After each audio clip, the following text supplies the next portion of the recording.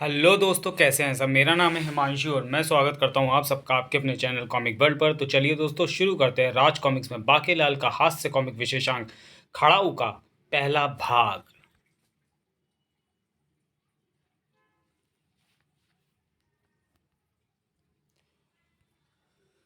संजय गुप्ता पेश करते हैं हास्य सम्राट बाकेलाल का रोमांचक कॉमिक्स खड़ाऊ।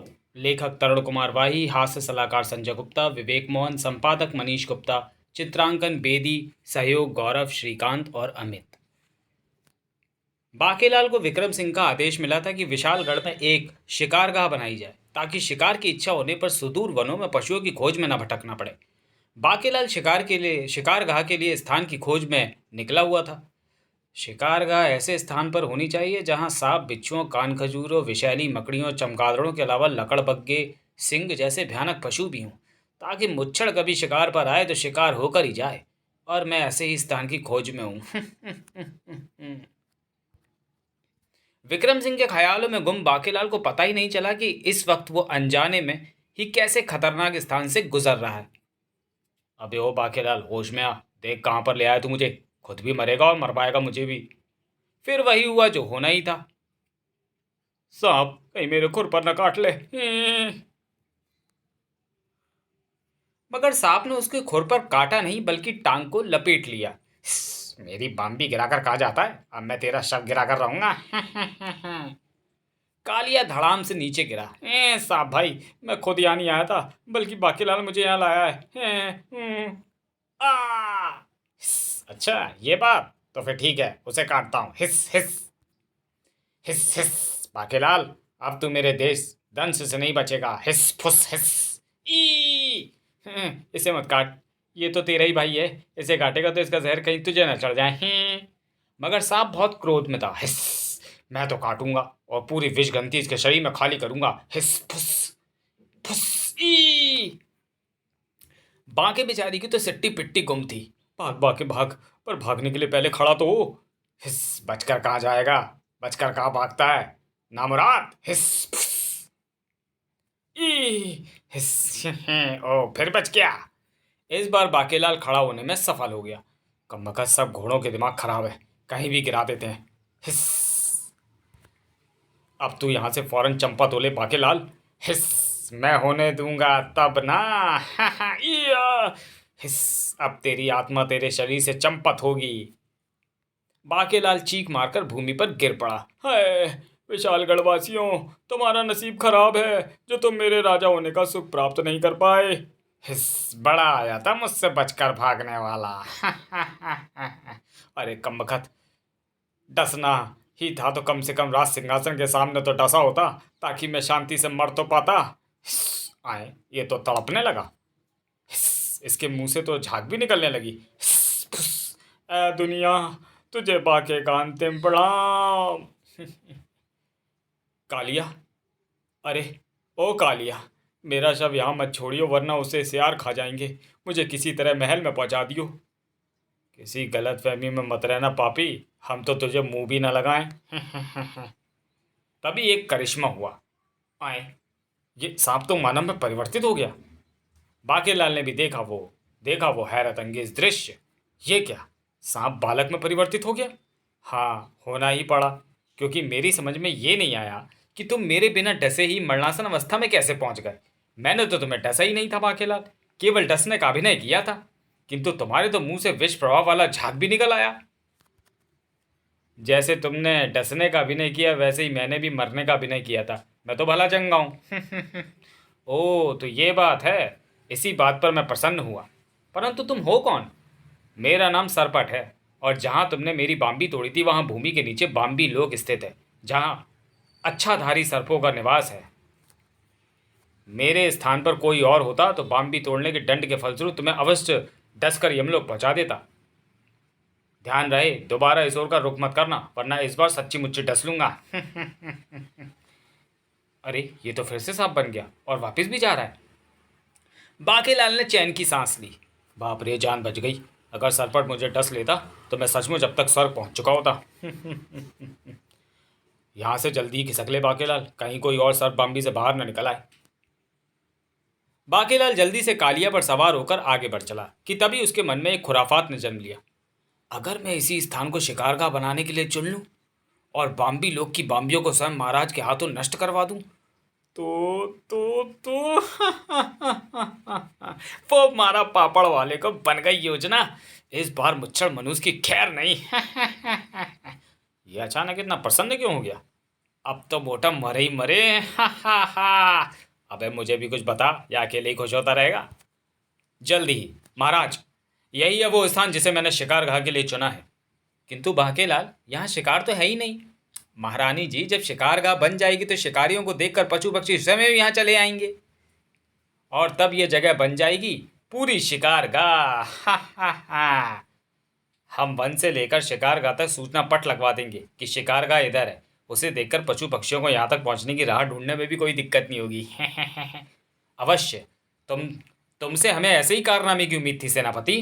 किंतु बाकेलाल चाचा, अगर यहाँ सिंह नहीं आया तो फिर मैं किसका शिकार करूंगा? बाकेलाल, जल्दी से मेरे पुत्र मोहक सिंह के प्रश्न का जवाब दो। सिंह अवश्य आएगा भतीजे मोहक सिंह, क्योंकि सिंहों द्वारा किए जाने वाले शिकार का भी यहाँ पूरा प्रबंध होगा, जैसे हिरण, चीतल इत्यादि।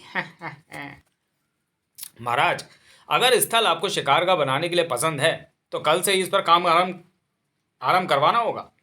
बाकीलाल, तुम्हें पसंद है तो हमें भी पसंद है, क्यों सुन ले? जी हाँ महाराज, जगह तो मैनू भी बड़ी पसंद है। तो फिर ठीक है, कल महाराज मेरे साथ यहाँ आकर इस स्थल को शिकार का बनाने का उद्घाटन कर देंगे। मैं भी तो आऊँगा। नहीं सेनापति, तुम नहीं आओगे, क्योंकि मुझे कल स्वप्न में शंकर भगवान ने दर्शन देकर बताया कि अगर महाराज स्वयं अपने हाथों से शिकारगाह का उद्घाटन करेंगे तो विशालगढ़ को कोई ज़बरदस्त लाभ होगा और उस वक्त मेरे और महाराज के अलावा उद्घाटन स्थल पर दूसरा कोई नहीं होना चाहिए, वरना उसकी आंखें फूट जाएंगी। बाकेलाल, जैसा तुम कहते हो वैसे ही होगा, परंतु अब यह शिकारगाह जल्द से जल्द तैयार हो जानी चाहिए। मैं भी तो यही चाहता हूँ कि यहाँ तेरी कब्रगाह जल्द से जल्द तैयार हो जाए। अगले दिन, बाकेलाल, इतने सारे शस्त्र रथ में क्यों रखवा दिए? शिकारगाह पर जाने का अभ्यास अभी से हो जाएगा महाराज। जब महाराज बाम्बिया तोड़ रहे होंगे तब भूल से कहीं कोई सर्प मेरी ओर आ गया तो। बाकेलाल ने रथ रोका। बाकेलाल, भूमि पर मिट्टी के ये छोटे बड़े ठूंठ कैसे हैं? ये ठूंठ शिकारगाह की राह में सबसे बड़े रोड़े हैं महाराज। उद्घाटन इन्हें हटाकर ही करना है। मुझे शंकर भगवान ने इसी जगह से उद्घाटन करने का आदेश दिया था। ओह, इन्हें तो मैं अपनी कुछ ही ठोकरों से तोड़ डालूंगा। कहीं ठोकर लगने से बाम्बी न टूटी तो? ठहरिए महाराज, ये गदा इन बाम्बियों मतलब ठूठों को तोड़ने के काम आएगी। राजा विक्रम सिंह गदा लेकर आगे बढ़ा। जाइए महाराज, ईश्वर आपका भला तो अब नहीं कर पाएगा। बाकेलाल, मैं गया और ठूठ तोड़कर अभी आया। विक्रम सिंह प्रथम बाम्बी के निकट पहुंचा। इसी से आरंभ करता हूं। तलाक! बाम्बी टूटते देख बाकेलाल की प्रसन्नता का ठिकाना ना रहा। मुच्छड़ मनुष्य ने अपनी मृत्यु के हाथ में हाथ दे दिया। मुझे भी हर ओर से सावधान रहना होगा, आखिर ये अच्छाधारियों का क्षेत्र है। यह ठूठ तो वाकई मजबूत है। अच्छा हुआ जो बाकेलाल ने मुझे गदा पकड़ा दी। ये कमबख्त बाम्बी में रहने वाले अच्छाधारी सर निकल क्यों नहीं रहे? सर्पों के बाहर आने की प्रतीक्षा बाकेलाल वहां कर रहा था, जबकि सर्प आ पहुंचे थे यहाँ विशालगढ़ के महल में। सांप! सांप! ये तो महल में प्रवेश कर रहे हैं, इन्हें रोको! मूर्ख, रोक कर इन्हें शरबत थोड़ी पिलाना है। इन्हें भालों से छेद डालो और कोई जाकर सेनापति जी को सूचना दो। किंतु बेचारे सैनिकों के शस्त्र उठे के उठे रह गए और ये हम पर न जाने क्या थूक रहे हैं। कब बखत थूक लो, थूक तो मत बोल, विष बोल। शरीर अकड़ गया। मेरा भी अकड़ गया, अब ढीला कैसे होगा? सांपों के महल में प्रवेश की सूचना पाकर सेनापति के रोंगटे खड़े हो गए। क्या कहा? सांप? कक्ष के सारे खिड़की दरवाजे बंद कर दो, कहीं सांप अंदर ना आ जाए, और बाहर जाकर सांपों का मुकाबला करो, मेरा मतलब उन्हें मार डालो। किंतु सेनापति जी, जब खिड़की दरवाजे बंद होंगे तो मैं बाहर कैसे जाऊंगा? मूर्ख, दरवाजे को बाहर जाकर बंद करना, तब तक मैं अपने भाले की धार तेज करके आता हूं। अरे क्यों रे विशालगढ़ का राजा विक्रम सिंह, महारानी स्वर्णलता और उसका पुत्र मोहक कहाँ है? जल्दी बता, वरना अपना सारा विष तेरे शरीर में भरकर तुझे मोम का पुतला बनाकर सिर से पांव तक अकड़ा दूंगा।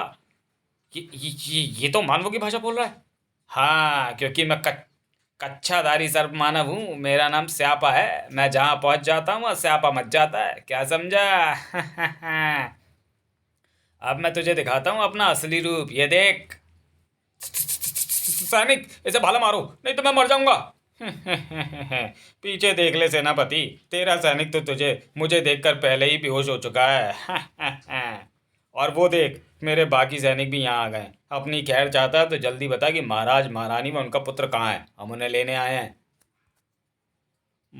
महाराज तो घर में, मेरा मतलब महल में नहीं है। महारानी जी और मोहक सिंह इस वक्त भोजन कक्ष में भोजन कर रहे होंगे, लेकिन मेरे जीते जी तुम उन तक नहीं पहुंच सकता। सेनापति फुर्ती के साथ तलवार पर झपटा। फिर वह तलवार इस म्यान में से खींचकर जैसे ही पलटा, आए स्यापा और उसके सैनिक कहाँ गए। अबे क्यों बन रहा है, तूने देख तो लिया था उन्हें जाते हुए। मुझे पता है वो भोजन कक्ष की ओर गए होंगे। अगर उन्हें कुछ हो गया बेटे सेनापति तो तेरी बड़ी भद्द पिटेगी, क्योंकि महाराज और बाकीलाल भी इस वक्त महल में उपस्थित नहीं है।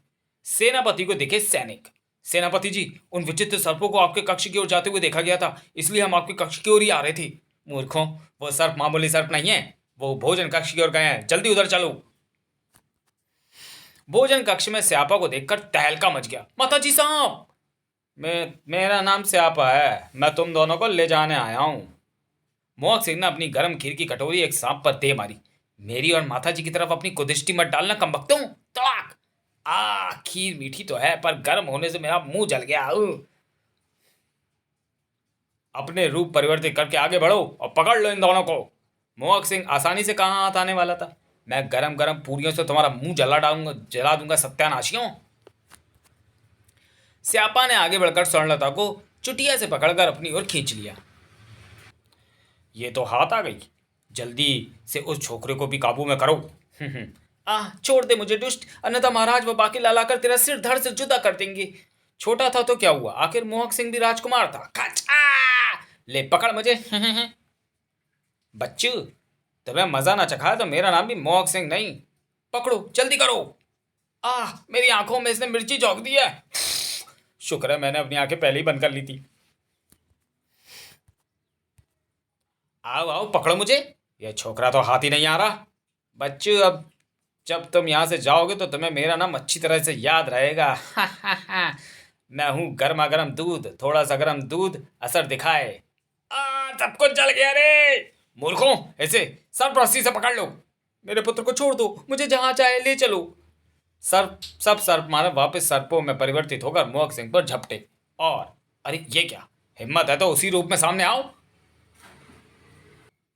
तो चलिए दोस्तों, वीडियो को यहीं समाप्त करते हैं और मिलते हैं बाकेलाल के कॉमिक्स खड़ाऊ के दूसरे भाग में अगले वीडियो में। तब तक के लिए धन्यवाद।